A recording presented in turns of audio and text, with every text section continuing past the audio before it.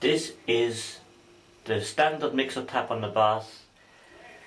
There's a plug there where I'm going to put the spout for the new taps. I'm going to put the diverter valve here, and I'm going to probably pull the pull-out hose here. So I will be attempting to drill into the pressed steel bath. Hopefully everything will go right. Okay, now we're drilling a hole in the bath for the diverter. Cooled a bit down, and we use the Bosch metal cutter, and we drill.